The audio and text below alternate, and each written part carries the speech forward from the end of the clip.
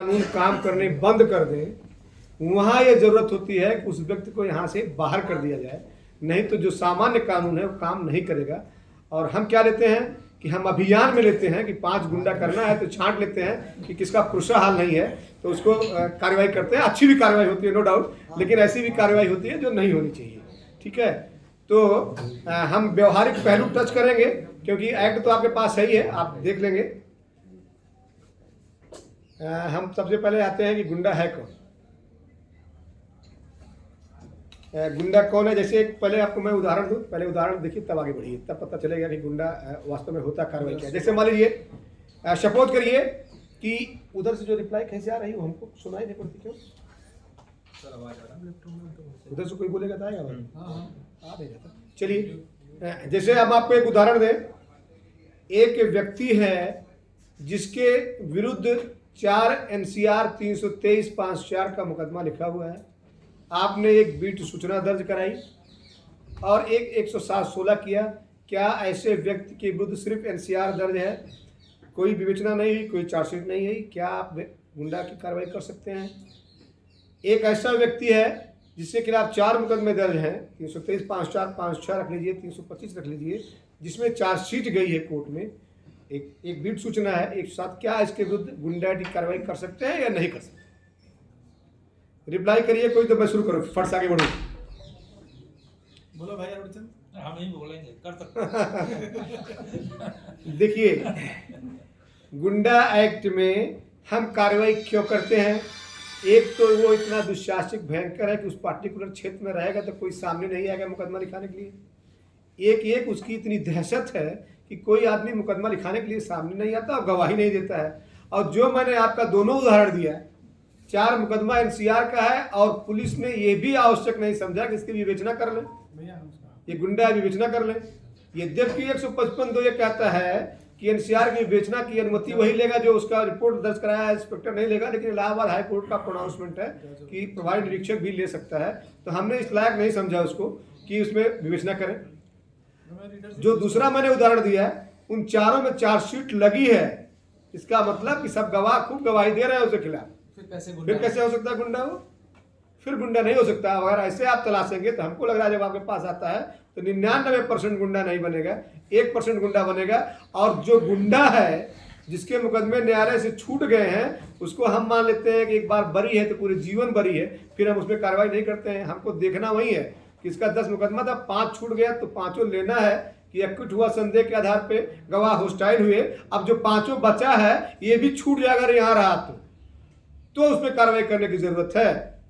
अगर हम उसको इग्नोर कर देते हैं, करें 3 मुकदमा तो छूट गया, ऐसे कैसे गुंडा हो सकता है? तो ये दिमाग से एक फिगर हटाइए कि जब सामान्य कानून काम करना बंद करता है तो फिर गुंडा एक्ट अस्तित्व में आता है कि इसको बाहर थ्रो करिए, तब सामान्य कानून अपना काम करेगा। जो धारा 2 में परिभाषित है कि कौन कौन से आते हैं उसमें देखिए, धारा 153, 153B, 294, अध्याय 15, 16, 22 के अपराध अभ्यासतः करता है। मतलब अगर एक अपराध है 153, 153B, 294, 15, 16, 22 का, तो हम कार्रवाई नहीं कर सकते। करता है या दुष्प्रेरित करता है। ठीक, कंफर्म हो गया।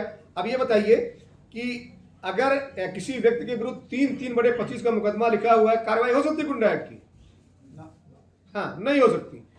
अगला जो प्रावधान है, स्त्री तथा लड़की अनैतिक व्यापार दमन अधिनियम में, तब हम कार्रवाई कर सकते हैं। अभ्यासता यहाँ नहीं लिखा हुआ, दूसरे में तब कर सकते हैं जब वो कन्विक्ट हुआ, दोषित हुआ हो। आबकारी अधिनियम के तहत, जुआ अधिनियम के तहत, आयुध अधिनियम के तहत तब हम कार्रवाई कर सकते हैं जब 3 बार दोष सिद्ध हुआ हो, एक बार नहीं।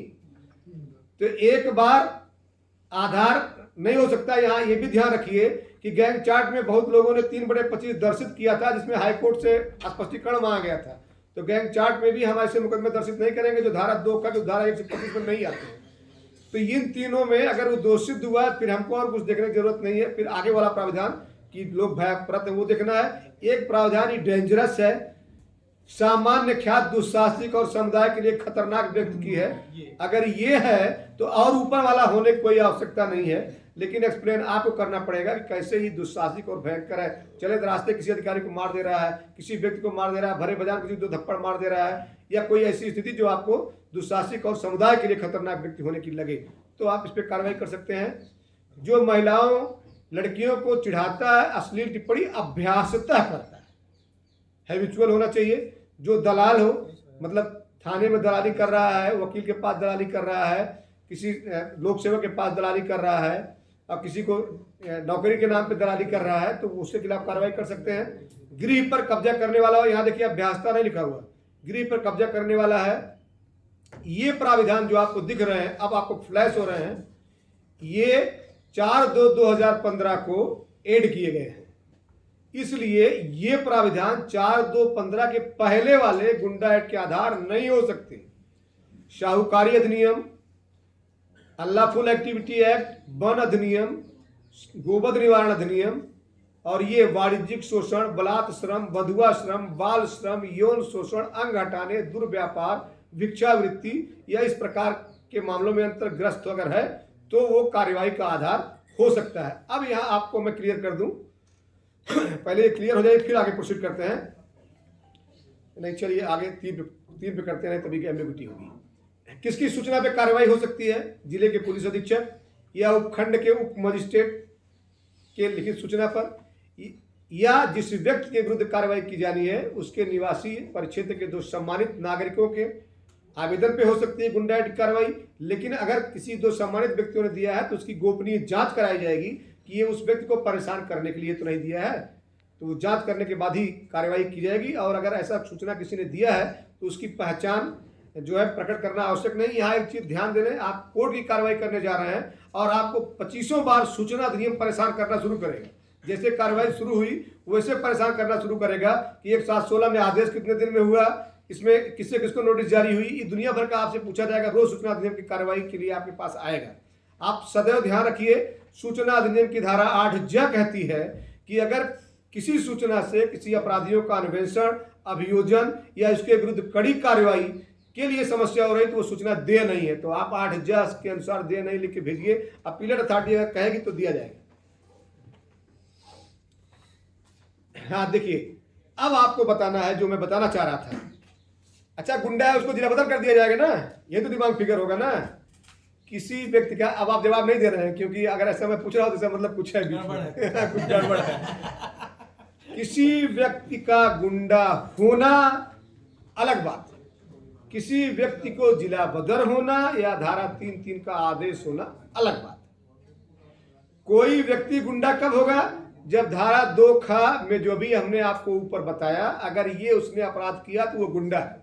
सिर्फ गुंडा होने से ही हम उसको जिला बदर नहीं कर सकते। गुंडा है और आगे क्या करे, देखिए ये जो धारा 3 बहुत महत्वपूर्ण है जो फ्लैश हो रही है। जब जिला मजिस्ट्रेट को यह प्रतीत होता है, जिला मजिस्ट्रेट गुंडा में क्योंकि पावर सीपी सर को दे दिया गया है, तो जिला मजिस्ट्रेट से मतलब यहाँ पुलिस आयुक्त भी मान के चलिए, एडिशनल पुलिस आयुक्त, कि कोई व्यक्ति गुंडा है। अब देखिए आगे आर नहीं लिखा हुआ है, एंड से जोड़ा गया है। इसका मतलब कि आगे वाला होना अनिवार्य है। जिले या उसके किसी भाग में उसकी गतिविधियां या कार्य व्यक्तियों की जान या संपत्ति के लिए संत्रास, संकट या अपहान करते हैं या करने के लिए आयोजित है, ये होना चाहिए। या ऐसा विश्वास करने का युक्त रीजनेबल जो रीजन है, वो रीजनेबल रीजन एक सामान्य प्रज्ञा के व्यक्ति का है। सिर्फ आपके ओरली कह देने से या सरसरी तौर पर कह देने से रीजनेबल रीजन नहीं माना जा सकता। धारा 2 के खंड ख के और खंड 1 से 3, अब तो जो जोड़ दिया गया है वो भी, से निर्दिष्ट अपराध किया है या करने वाला है या उसके अबेटमेंट में लगा है। ठीक है, इन दोनों में से कोई एक होना चाहिए। धारा 3(1) का हो गया कोई व्यक्ति गुंडा है, ख हो गया कि इन दोनों में से कोई एक हो कि उसके क्षेत्र में रहना डेंजरस है या ऐसे अपराध में लगने वाला है। अब फिर देखिए और से जोड़ दिया, इन दोनों के रहने पर भी आप कार्रवाई नहीं कर सकते। तीसरा, साक्षीगण अपनी जान संपत्ति के क्षेम के संबंध में अपनी आशंका के कारण उसके विरुद्ध साक्ष्य देने के लिए तैयार नहीं है। अब आपने जो 323(5)(4) का 1 उदाहरण दिए थे जिसमें एनसीआर में कार्रवाई नहीं हुई थी, आपको गुंडा कराना है तो बाबू बीट सूचना करा के लिखो ना कि ये वादी को धमकी दिया है, अगर तुमने विवेचना कराई तो ठीक नहीं होगा। तो तुरंत आपका ये कवर हो गया, ये वाला प्राविधान 3G वाला। अगर आपने ऐसा किया, गलत ना करिएगा, नहीं तो आप उसका दुरुपयोग करने लगे। ये अगर ऐसी स्थिति है तो हम कर सकते हैं। और अगर मान लीजिए वो 4 मुकदमा जिसमें चार्जशीट लगा है तो किसी विटनेस, कोई विटनेस हॉस्टाइल हुआ तो हॉस्टिलिटी वाला लगाए हम उसमें, इस प्रावधान की पूर्ति करने के लिए। या किसी ने दिया कि साहब हमको धमकी दिया है कि आप जाओगे बयान देने के लिए, ठीक नहीं होगा, ऐसा कोई आ रहा है या अलग से 506 लिखा हुआ है या आपने उसमें इंक्लूड किया है, ऐसा कोई एविडेंस आपको लिखना पड़ेगा। जब ये तीनों इंग्रेडिएंट्स होंगे, गुंडा भी है और इन खा और ग के प्रावधानों की पूर्ति होती है, तो हम 3 ऑर्डर कर सकते हैं। इसके बाद पहले करेंगे ऑर्डर करेंगे, पहले क्या करेंगे, ये जब तीनों परिस्थिति स्टेब्लिश हो जाएगी जिला मजिस्ट्रेट सीपी के पास, तो वो एक सारवान सूचना सामान्य प्रकृति की देगा। यहां भी जो मैंने कल आपको बताया था कि प्रिंटेड प्रोफार्मे में नहीं होना चाहिए, जनरल नेचर ऑफ एलिगेशन उसमें रहना चाहिए। ये नहीं कि अपराध संख्या, धारा और थाना लिख दिया, नोटिस दे दिया, उसमें उसने क्या किया है जो इससे कवर हो रहा है वो लिखना है। ये देखिए 2 रूलिंग आप मैंने कोट किया, राजकुमार दुबे की और शिव प्रकाश पांडे की, कि मात्र अपराध संख्या और धारा लिखना पर्याप्त नहीं है। नोटिस प्रिंटेड प्रोफार्मे में नहीं होगी, खाली जगह में नाम पता लिखने काम नहीं चलेगा।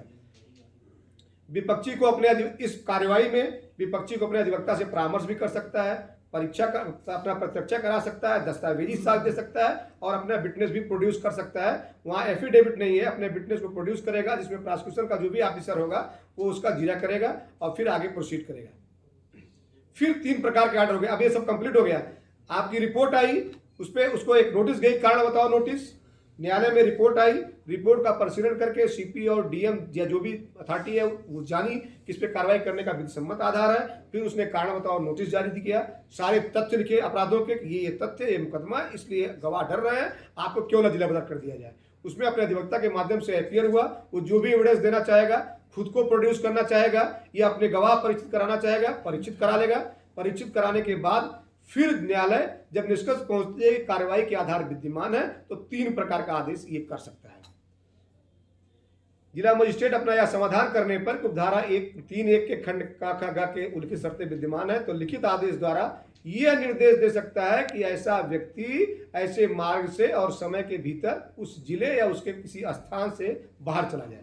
जैसे मान लीजिए ये भी आदेश होता है कि आगरा कमिश्नरेट छोड़ दे, या ऐसा हो सकता है फला जोन छोड़ दे, ये जोन छोड़ दे, पार्टली ऑर्डर हो सकता है, पूरे जिले के लिए भी ऑर्डर हो सकता है, और तब तक प्रवेश न करे जब तक 6 माह की अवधि समाप्त न हो जाए। ये मैंडेटरी नहीं है कि 6 माह के लिए जिला बदर किया जाए, आप 1 महीने के लिए भी हो सकता है, 2, 3, 4, 5, 6 से अधिक इन परिस्थितियों में नहीं हो सकता है 6 से अधिक, मैक्सिमम 2 साल के लिए हो सकता है। लेकिन यहाँ आप ध्यान रखें एक चीज, यही याद आ रहा, बता दे रहे हैं आपको कि अगर आपकी अवधि बढ़ानी है, जैसे मान लीजिए 6 महीने का अवधि चल रहा है और फिर उसने ऑफेंस कर दिया कहीं पे, आपको बढ़ानी है तो उस 6 माह अवधि के दौरान ही एक एप्लीकेशन दीजिए, 3(1) की नहीं, सेक्शन 5 की, सेक्शन 5 गुंडा एक्ट की दीजिए, इसकी अवधि और एक्सटेंड कर दिया जाए 6 महीने। ऐसा करके आप 2 साल तक बढ़वा सकते हैं।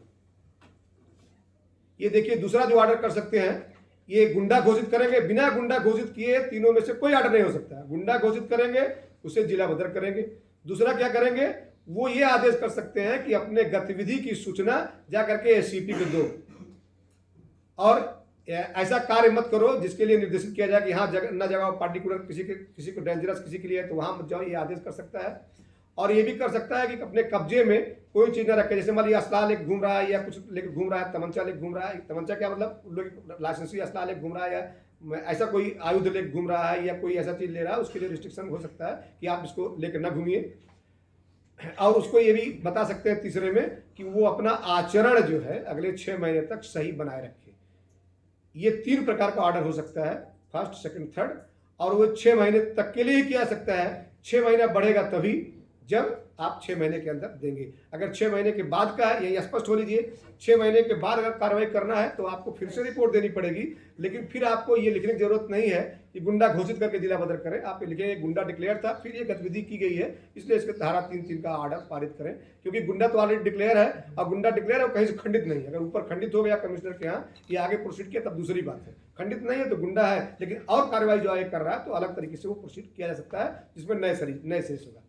ठीक है, ये जो रूल 6 है उसमें ये बताया गया कि जो क्या निर्देश दे सकता है, नजदीकी थाने में गतिविधि की सूचना दे जो दिन में 1 बार से अधिक नहीं हो सकती, लाठी, आग्नेयास्त्र, धारदार हथियार, मादक पदार्थ, शराब, अफीम, गांजा, चरस, भांग को स्वयं न प्रयोग करे।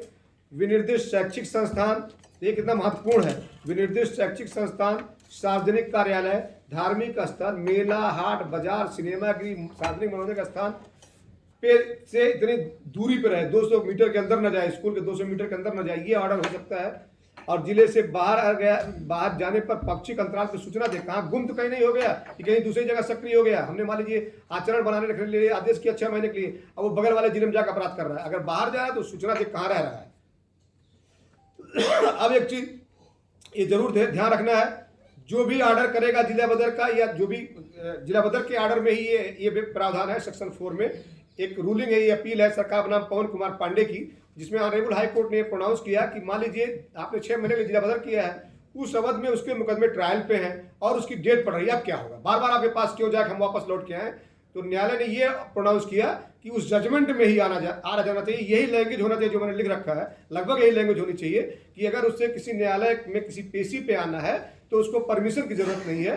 बाकी सेक्शन 4 में जिला मजिस्ट्रेट को, सीपी को यह पावर है कि उस व्यक्ति को अस्थायी तौर पे जिले में आने के लिए अनुमति दे दे, जैसे किसी की शादी है, लड़की की शादी है या किसी की डेथ हुई है, जो भी उसको लग रहा है कि या खेती करनी है, जो भी स्थिति उसको रीजनेबल लग रही है, उस अवधि में लौटने के लिए ऑर्डर वो कर सकता है अस्थायी अवधि के लिए।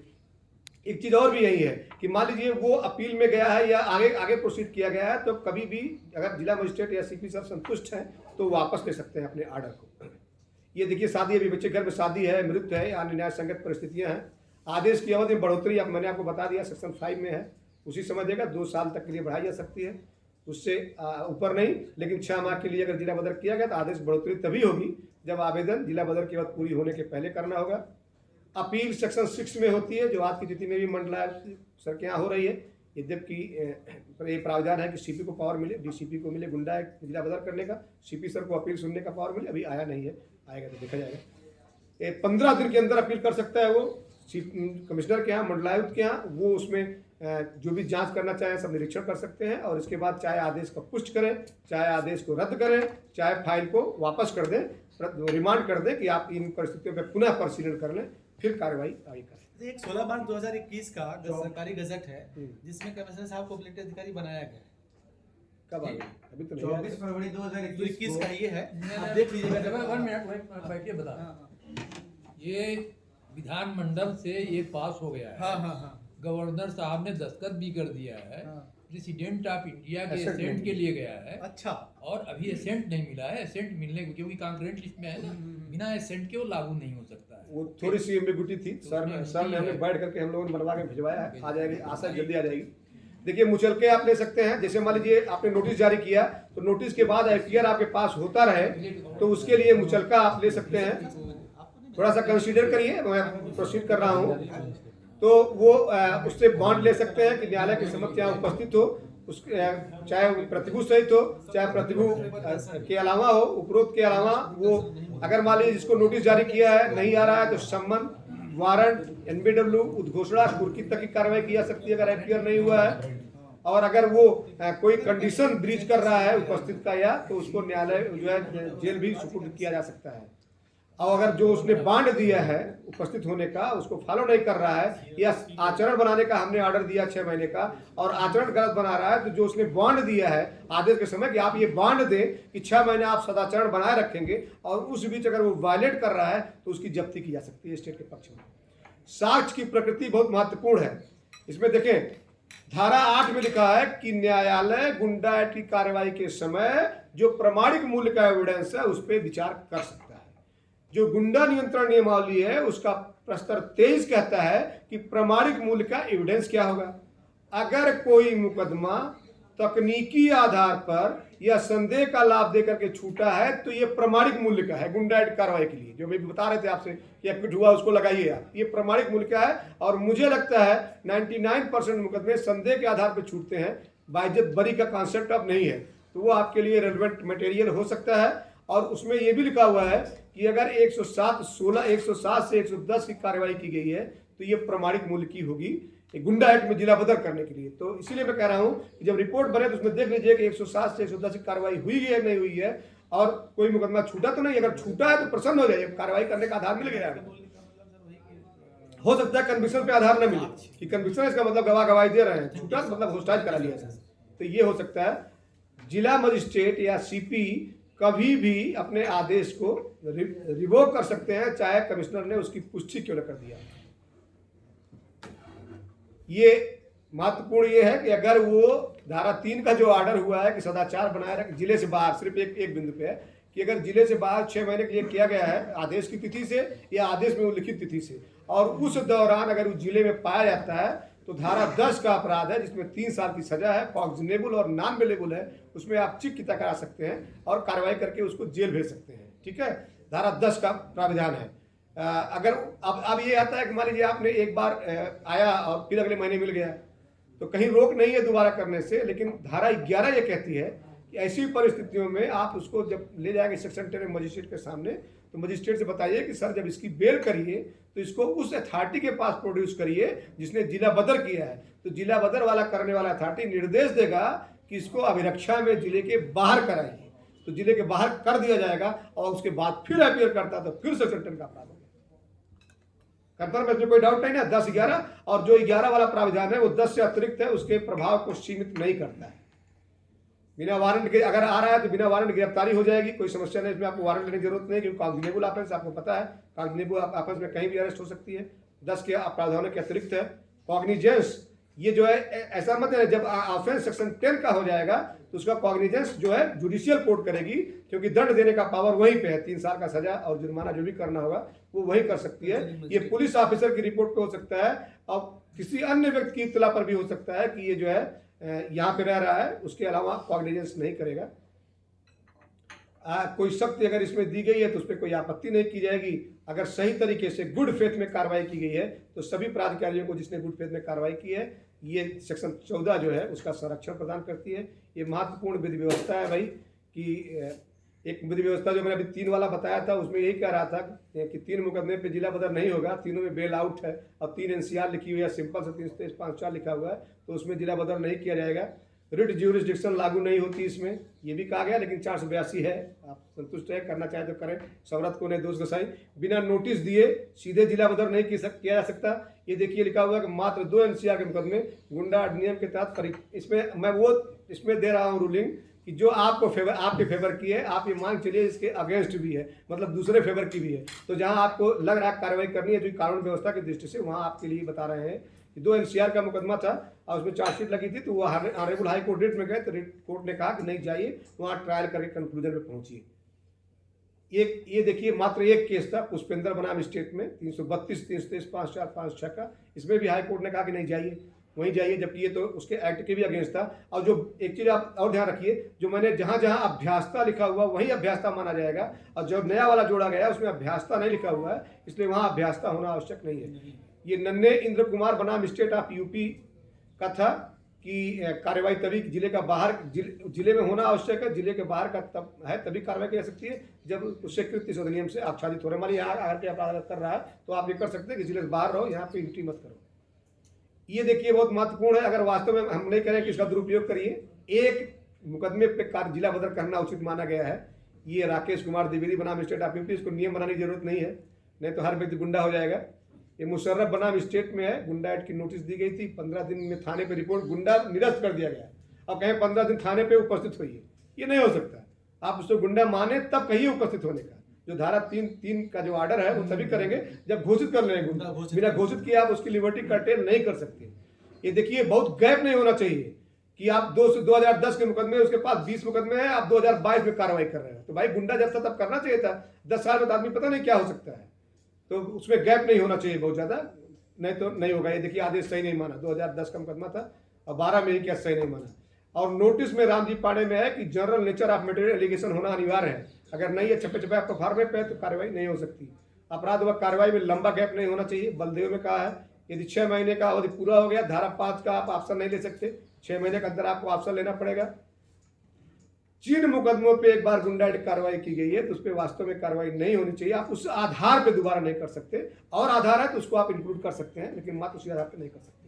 नियम बनाने का राइट है जिसके तहत 1970 का नियम बना है, और आपको कोट धन्यवाद कि आपने धैर्य से हमको झेला। आपको कोट से धन्यवाद, आपने इतना सुंदर संप्रेषण के द्वारा। और ये देखिए अगर नया कोई मामला आता है तो आप गुंडा एक्ट की कार्रवाई न करके जो पहले गुंडा एक्ट की कार्रवाई किए हैं उसी में आप सब लिखिए। अगर पेंडिंग है हाँ तो हाँ पेंडिंग है। सप्लीमेंट्री दूसरी चीज आप ये समझ ये बताइए ये वाला ये जो 3 साल का सजा इसमें ये जरूर कहाँ है भाई? मेरा है, पेन ड्राइव लेकिन दे, इसमें कितने हैं? 41B के नियम लागू नहीं होंगे कि हम कहें कि 3 ही साल का है, हम गिरफ्तारी नहीं करेंगे। हमें कल से एक नोटिस तामील करके ना, ना, ना। बहुत बहुत धन्यवाद जो जून से और भी जनपदों के लोग जुड़े हुए हैं, हमारे एलओजे भी अच्छा, जुड़े ये हुए हैं और भी बताइए पुलिस कि ये आपका राष्ट्रपति आपका को- सबका खत्म हो रहा राष्ट्रपति के है। पास आपको भेजा बहुत बहुत गया है। धन्यवाद, आपने अपना समय निकाल कांग्रेस करके लिस्ट में है ना, हमको नहीं, अवसर लैंड दिया आर्डर तो आपको स्टेट का संबोधित मैटर करने है का। ना। Thank you. समवर्ती सूची में है। लैंड आर्डर नहीं नहीं ऐसा